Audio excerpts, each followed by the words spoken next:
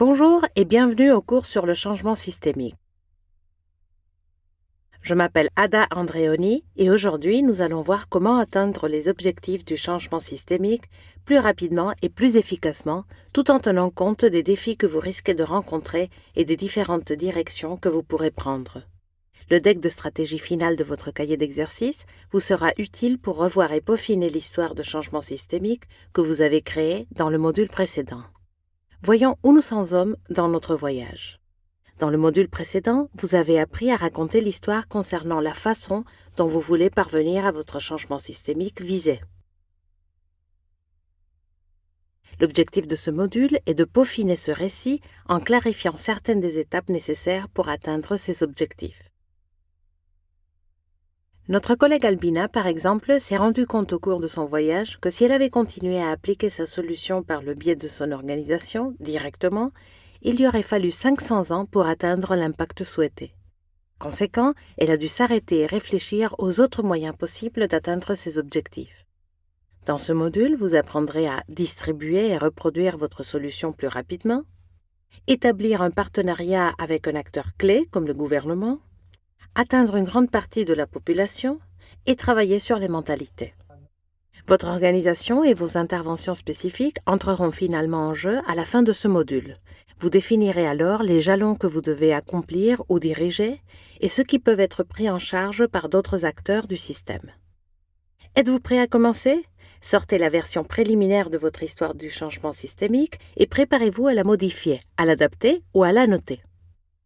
Une façon courante de progresser vers le changement systémique visé est de fournir un service à davantage de personnes, de régions ou d'organisations. Examinons un modèle qui peut vous aider à trouver différentes façons de le faire.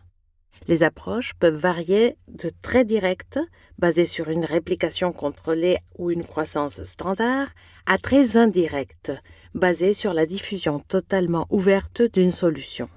Dans la première catégorie, vous fournissez vous-même la solution au public ciblé en vous développant et en augmentant votre capacité et vos ressources afin de fournir davantage de services ou de produits.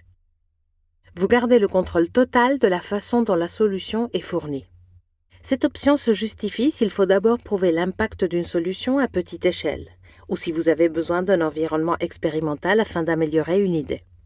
Pour atteindre une plus grande échelle, cette option est adéquate si la distribution des solutions est basée sur la technologie et peut être mise à l'échelle très efficacement. Vous pensez avoir besoin de ce très haut degré de contrôle à un moment donné de votre histoire ? Dans ce cas, cela pourrait être votre stratégie de réplication. On parle d'affiliation lorsqu'une relation officielle avec des personnes ou des organisations indépendantes est établie pour contribuer à la mise en œuvre de votre solution. Il existe généralement un cadre juridique qui définit la nature de la relation ou une relation financière. Pouvez-vous vous associer à d'autres organisations pour fournir une solution ensemble ou envisagez-vous de créer une franchise ? À l'extrémité très souple du spectre se trouve la diffusion. Dans cette catégorie, la solution est reprise par une autre partie prenante indépendante qui a une relation informelle avec vous. Dans certains cas, des frais peuvent être facturés en échange de matériel ou de conseils, mais en général, il n'y a pas de relation financière ou juridique entre les deux parties.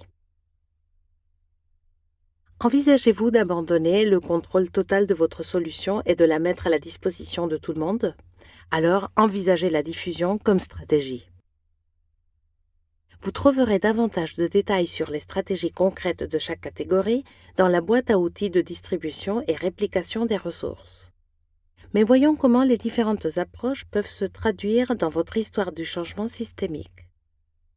Il est temps de sortir votre version préliminaire de l'histoire du changement systémique, si vous ne l'avez pas encore fait, et de commencer à prendre des notes sur les jalons ou scénarios que vous souhaitez ajouter si vous voulez avancer dans cette direction.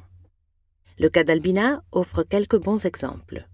Pour réaliser son premier scénario, elle a fourni un service directement à différentes municipalités par le biais de son organisation, augmentant ainsi ses ressources et ses capacités.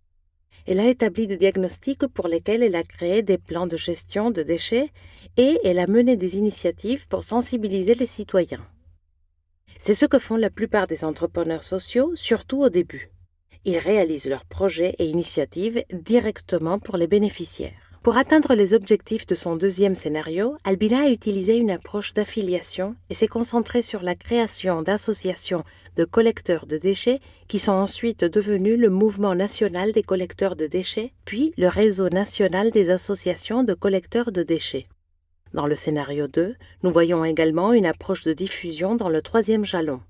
Afin de partager les meilleures pratiques, Ciudad Saludable a, d'une part, développé des formations pour les collecteurs de déchets et, d'autre part, formé des étudiants universitaires et des fonctionnaires pour qu'ils réalisent eux-mêmes les diagnostics et les plans pour les municipalités, en diffusant ainsi plus amplement ce qui au début n'était qu'un service direct. Peu à peu, les universités ont commencé à former officiellement leurs étudiants à la gestion des déchets qui est devenu un domaine académique à part entière.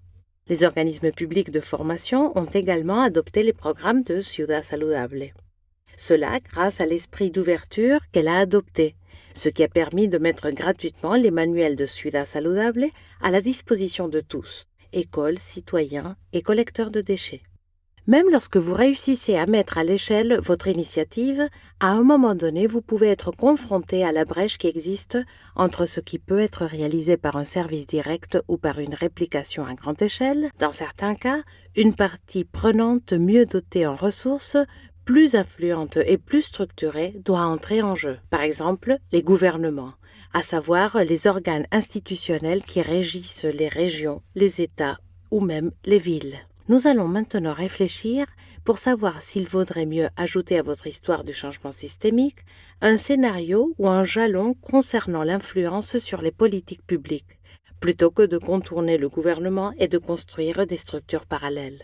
Pour décider si c'est là qu'il convient d'emprunter, il est utile de résumer les principaux rôles que jouent les gouvernements dans un système. Les gouvernements fixent les règles, fournissent des ressources et peuvent également fournir des services à grande échelle.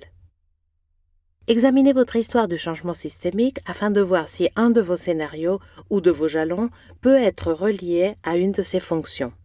Est-il nécessaire d'adopter une nouvelle réglementation ou de modifier ou améliorer une réglementation existante pour parvenir à votre changement systémique visé? Y a-t-il un manque de ressources dans un domaine spécifique de votre système et souhaitez-vous plaider pour un financement public plus important? Est-il nécessaire d'avoir un influenceur important et puissant pour défendre votre modèle ou pour le diffuser plus largement et convaincre les autres de l'adopter?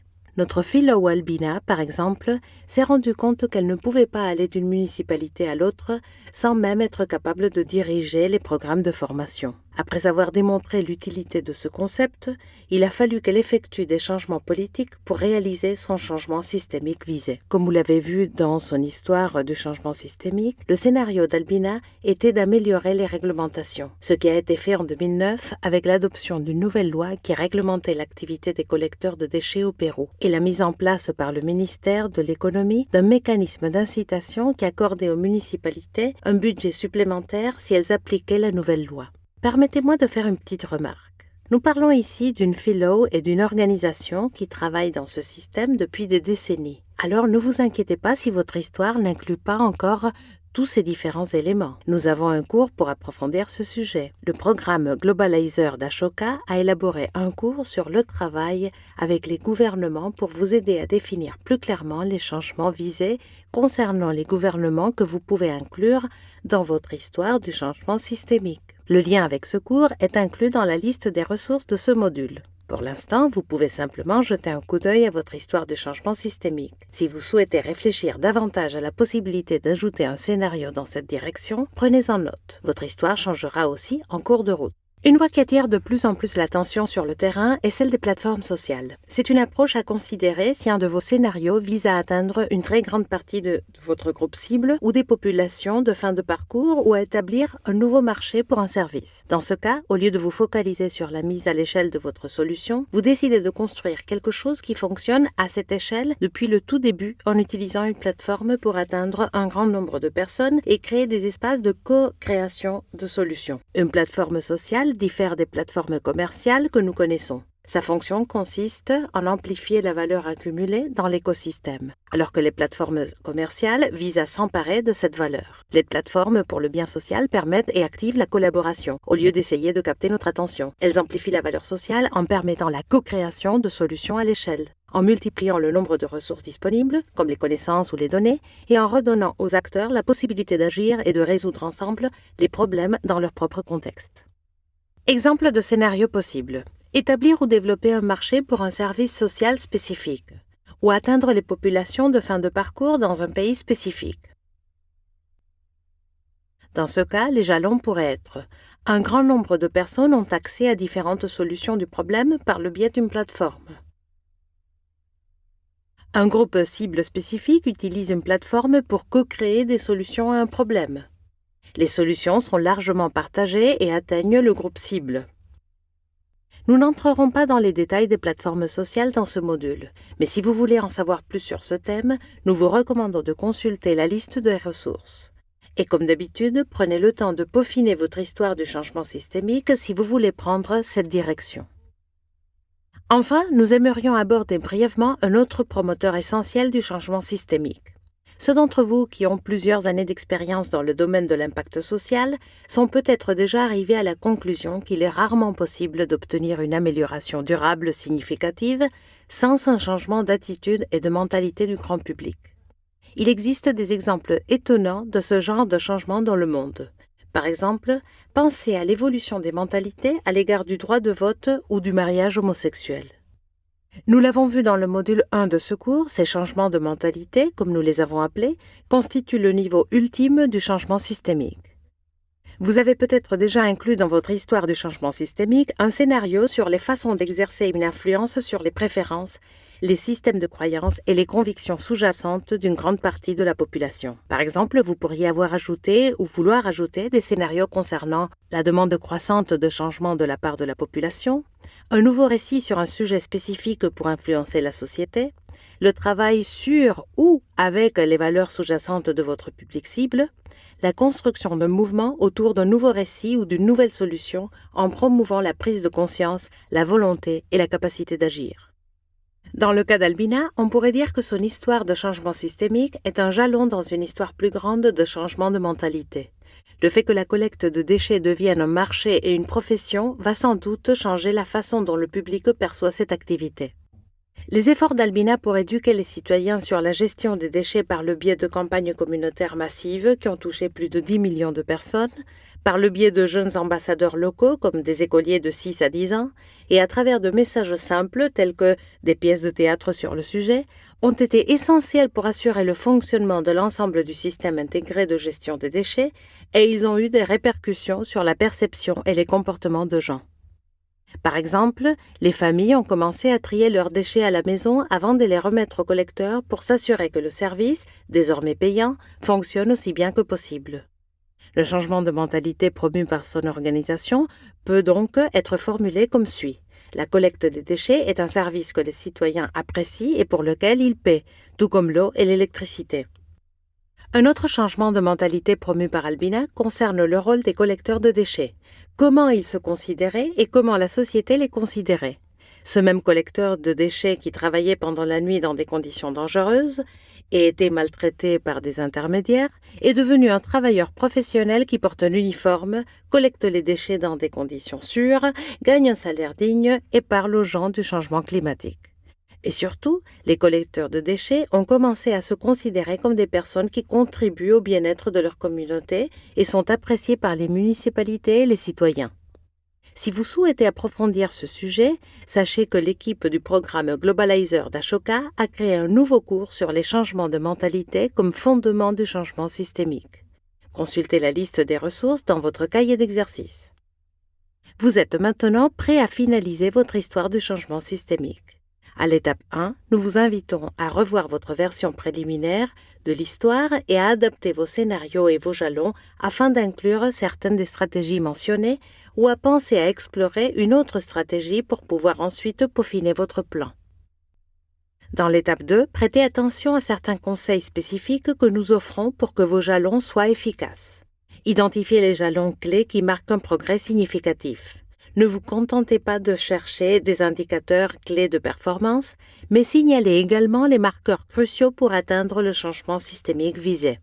En outre, considérez toujours le jalon minimum requis pour une progression significative vers l'état cible plutôt que le maximum possible. Par exemple, combien de municipalités devraient adopter votre solution pour que vos arguments soient considérés comme valides? Quelle est la masse critique dont vous avez besoin?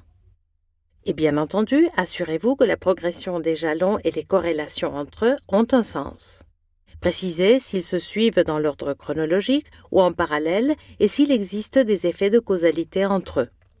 À l'étape 3, lorsque vous aurez fini de remplir votre histoire du changement systémique, nous vous invitons à réviser votre résultat final. N'oubliez pas les lignes directrices clés partagées dans le module précédent. Racontez toute l'histoire. Assurez-vous qu'il ne manque aucun élément important. Racontez une histoire concrète.